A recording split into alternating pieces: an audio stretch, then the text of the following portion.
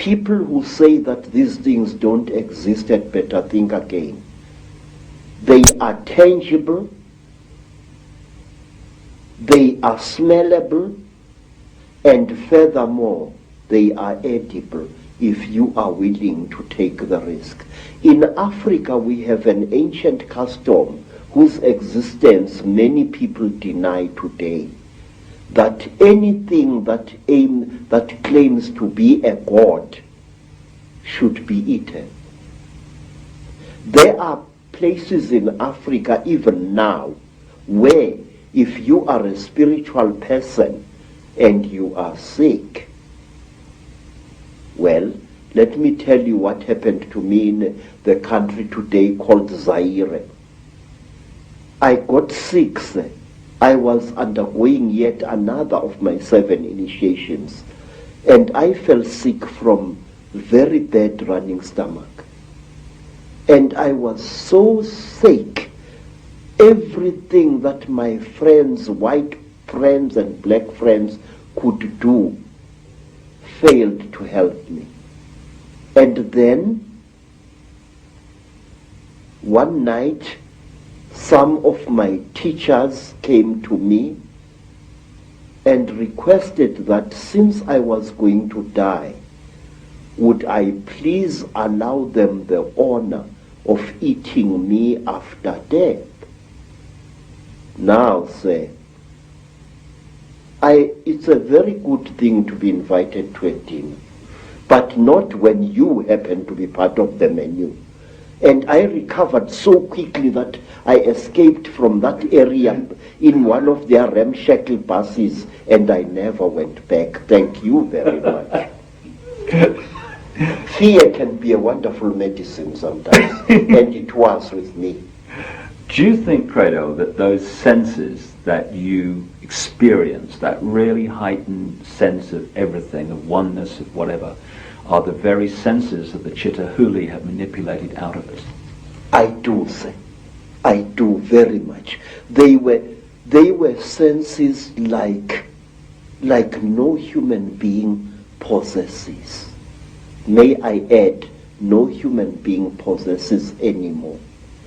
It was as if at one time, sir, a voice was speaking in my head, a very amazing voice. And after that, my powers of prophecy were intensified. This is what I think. We human beings are holier and more wonderful than we think we are.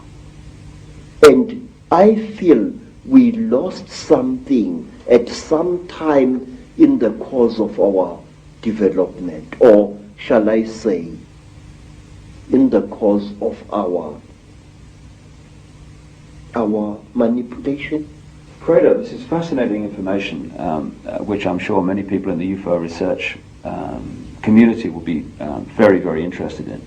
That is that these grey extraterrestrials, or grey figures, whatever they are, don't actually really look like that. They're almost in disguise. Yes, sir, they are. And I will tell you why. Grey aliens have died in various parts of Africa. They have been killed, and they are very, very quick to recover the bodies of their friends which have fallen out of their crashed spacecraft. But sometimes African sangomas steal these bodies before they can be recovered. And believe me, sir, I have heard and I have seen that butchering a corpse of one of these creatures is extremely hard work. What you think is the skin of the creature is actually a tight-fitting costume that the creature is wearing. Under this grey costume, the creature, say, is pinkish white, like a freshly skinned animal, and its eyes are round with split pupils, These are goggles which the creature is wearing. Now, how do I know that? In order to dismember a creature like this, incidentally we call them mantindane in Zulu, which means the tormentors, the torturers. In order to dismember a creature like this, you need a brand new axe from the trading store, a heavy axe sharpened to a razor's edge in order to cut through the creature's skin. The creature's skin, say, is not adhering to the flesh. You know, my skin is clinging to my flesh, yes? But the creature, there is a gap between the creature's flesh and its supposed skin. This is a material and not a skin. So the creature is actually wearing two garments. It's wearing a completely skin-tight garment which covers its entire body, and it is wearing an overall along these lines. Very often there are no gloves, and here, to cut up a mantindane, you need very, very sharp iron, and you have got to be a strong person even to reach its flesh.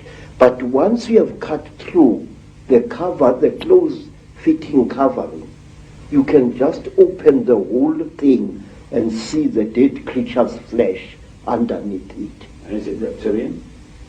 Yes, it is. I will tell you how the creature looks like without its grey skin. It is like certain types of tropical fish. It's like the belly of that type of fish that is fried in South Africa to make fish and chips. That grey fish, that long grey fish. The texture of its real skin is like that, but the blood vessels are very close to the surface. In fact, not so long ago, Mr. Ike, right here in South Africa, several hundred school children, some black, some colored, were terrorized by a creature they called Pinky, a creature which looked as if it had been skinned alive. That was a mantindane without its skin or costume.